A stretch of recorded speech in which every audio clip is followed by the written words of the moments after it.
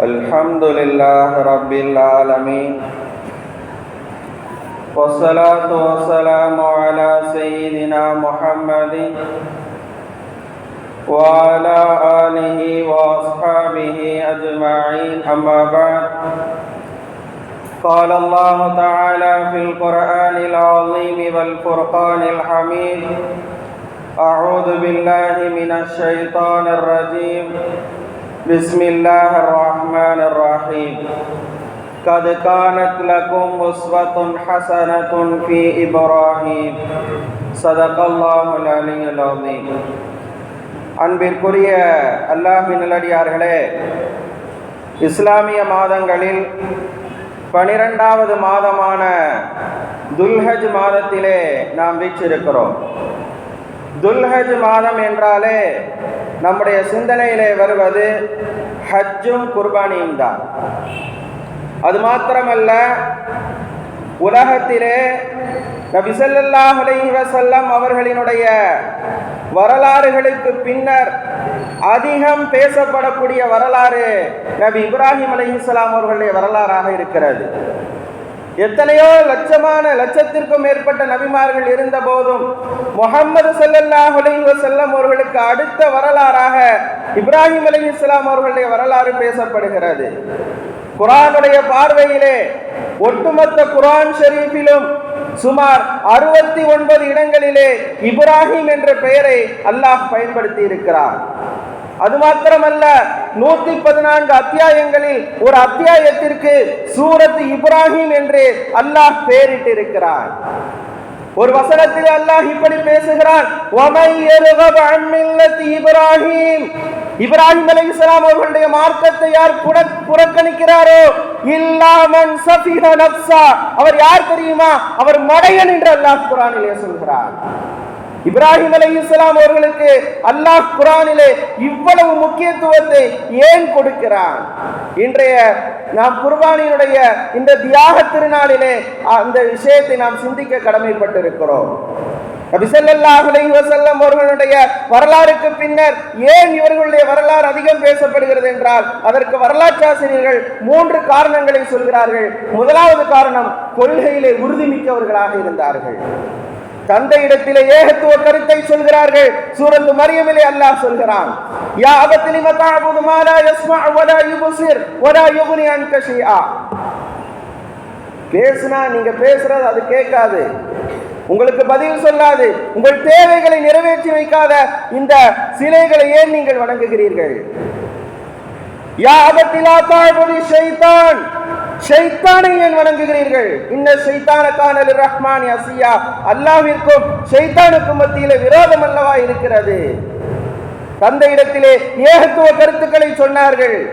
ஒரு கட்டத்திலே இப்ராஹிம் அலைஹிஸ்ஸலாம் அவர்களுடைய தந்தை சொன்னார்கள், அந்த வரலாறுகளை தொடர்ந்து வருகிறது, ல இல்லம் தன்தஹி, மகனே நீ ஏகத்துவ கருத்தை சொல்றதை நிறுத்தலன்னு சொன்னா ல அர்ஜுமன்னக், கண்டிப்பா உன்னை நான் கல்லால் அடிப்பேன்னு சொன்னாங்க. யாரு? இப்ராஹிம் அலைஹிஸ்ஸலாம் அவர்களுடைய தந்தை சொல்கிறார்கள், ல அர்ஜுமன்னக, கண்டிப்பாக உன்னை நான் கல்லால் அடிப்பேன், வஜ்ஜுர்னி மலியா, என் கண்ணு முன்னால் இருக்காது, எங்கேயாவது போய்விடு என்றார்கள். தந்தையினுடைய வார்த்தை எவ்வளவு தூரம் அவர்களை ரணப்படுத்தி இருக்கும். யோசிக்க வேண்டிய செய்தி, பொருட்படுத்தவில்லை. இரண்டாவதாக, சமூகத்தவர்கள் பிளவுபடுத்தினார்கள். அல்லாஹ் என்று ஒருவன் இருக்கிறான் என்ற விஷயத்திலே ஏன் என்னை சொல்ல விட மறுக்கிறீர்கள்? அல்லாஹ் எனக்கு ஹிதாயத்தை கொடுத்திருக்கிறான், சத்தியத்தை எனக்கு கொடுத்திருக்கிறான், ஏன் அவனுடைய விஷயத்திலே தர்க்கம் செய்கிறீர்கள்? சமூகத்தவர்கள் வந்த போதும் ஏகத்துவ கொள்கையை சொல்வதற்கு மறுக்கவில்லை, சத்தியத்தை முழக்கினார்கள். நம்ரூதுங்கிற அரசர்கிட்ட அந்த சிலைகளை எல்லாம் உடைக்கப்பட்ட போது மிகப்பெரிய வரலாறு சூரத்துல் அம்பியாவிலே தொடர்ந்து அல்லாஹ் பேசுகிறான். இந்த சிலைகளை யார் உடைத்ததுன்னு கேட்டப்ப அங்க சொன்னாங்க, காலு சமியனா பத்தை எதுக்குறவும் காலுல இப்ராஹிம், இப்ராஹிம்ங்கிற ஒருத்தர் சுத்திக்கிட்டு இருந்தாரு, அவர் தான் இந்த சிலைகளுக்கு எதிராக பேசக்கூடியவர், அவர் தான் உடைச்சிருப்பாருன்னு சொன்ன உடனே கூப்பிட்டு கேட்டார்கள். அரசர் கேட்டார், இந்த காரியத்தை செஞ்சது யார், இந்த காரியத்தை செய்தது யார் என்று கேட்டபோது கபீருஹும் ஹாதா, அங்கே இருக்கக்கூடிய பெரிய சிலை தான் செய்தது என்று சொன்னபோது அங்கே அரசவையிலே முடிவு செய்தார்கள், இவரை என்ன செய்வது?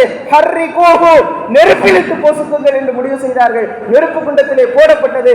ஆனாலும் தௌஹீதை சொல்வதிலே இருந்து பின்வாங்கவில்லை. சொந்த தந்தை கல்லால் அடிப்பேன், என் முகத்தில் முழிக்காதே, என்னிடமிருந்து விலகிச் செல் என்றார்கள். ஏகத்துவ கொள்கையை சொல்வதை விடவில்லை. சமூகத்தவர்கள் மறுத்தார்கள், விடவில்லை. அரசவையின் மூலமாக அவர்களுக்கு எதிர்ப்பு கொடுக்கப்பட்டது, அப்போதும் கொள்கைகளை உறுதியாக இருந்தார்கள். இரண்டாவது காரணம், சத்தியத்திலே சமரசத்திற்கு எப்போதும் அவர்கள் உடன்பட்டதில்லை. அத்தா சொல்லிட்டாங்க, அத்தா நம்ம மேல வருத்தப்பட்டாங்க, அதனால நம்ம தீனை விட்டுட்டு அல்லாஹ் சொன்ன வகையை விட்டுட்டு தந்தையினுடைய கொள்கைகளை போய்விடுவோம் என்று செல்லவில்லை. நான் விலகிக் கொள்கிறேன் பகிரங்கமாக அறிவித்தார்கள். இப்ராஹிம் அலைஹிஸ்ஸலாம் அவர்களே வரலாறுகள் நூற்றாண்டுகளை கடந்து 100 ஆண்டுகளை கடந்து இன்றைக்கும் பேசப்படுவதனுடைய பின்னணி இதுதான்.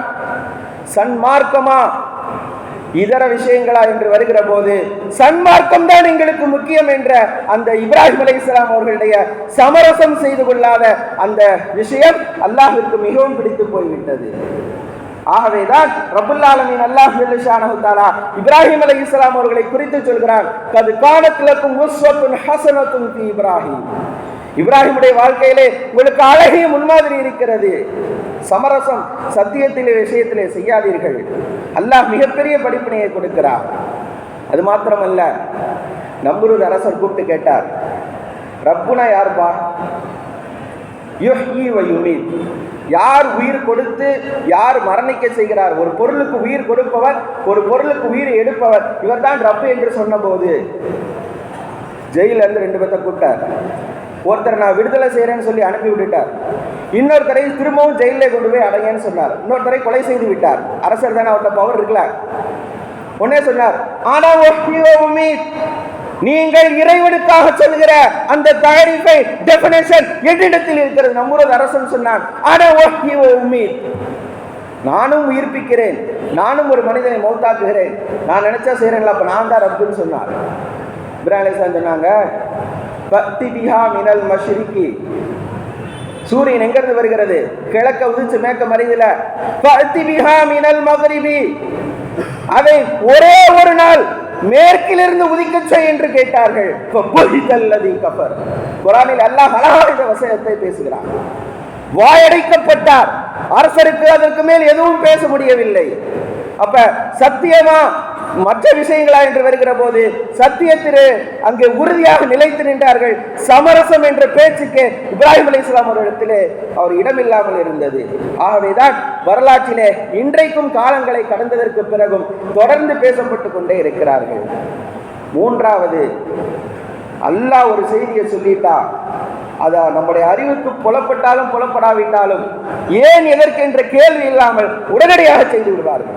அல்லாஹ் சொல்லி காட்டுகிறான், இது காலலஹு ரப்புஹு அஸ்லிம், இதை செய்யுங்கன்னு சொல்லிட்டா அஸ்லம்து லில்லாஹி ரப்பில் ஆலமீன், அகிலத்தார்களுடைய ரப்புக்காக வேண்டி நான் செய்து விட்டேன், அவ்வளவுதான். ஏன் என் மனைவியை கொண்டு போய் அங்க விட சொல்றீங்க? ஆழ்நரகம் இல்லாத பகுதியிலே, உணவுகள் இல்லாத பகுதியிலே, புற்பூண்டுகள் இல்லாத பகுதியிலே ஏன் விட சொல்கிறீர்கள் என்று அல்லாஹ்விடத்திலே கேட்டதில்லை. இந்த 3 காரணங்களும் தான் அல்லாஹ்விற்கு மிகவும் பிடித்து போய்விட்டது. எனவேதான் உங்களுக்கு இப்ராஹிம் அலைஹிஸ்ஸலாம் அவர்களுடைய வாழ்க்கையிலே அழகிய முன்மாதிரி இருக்கிறது என்று அல்லாஹ் குர்ஆனிலே சொல்லி காட்டுகிறார். இந்த விஷயங்களை வருடந்தோறும் பேசுகிறோம், கேட்கிறோம், உச்சு கொட்டி விட்டு நாம் கடந்து செல்ல வேண்டும் என்பதல்ல.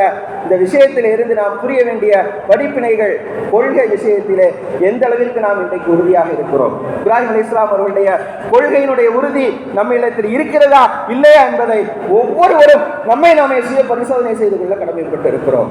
சமரசம் சத்தியமா அசத்தியமா என்று வருகிற போது நாம் எதன் பக்கம் சாய்ந்து நிற்கிறோம் என்பதிலே மிகவும் கவனத்தை செலுத்த வேண்டும். இந்த 3 கொள்கைகளும் 3 கோட்பாடுகளும் 3 விஷயங்களும் நம்மிடத்திலே எந்த தரத்தில் இருக்கிறது என்பதை நம்மை நாமே சுய பரிசோதனை செய்து கொள்ள கடமைப்பட்டிருக்கிறோம்.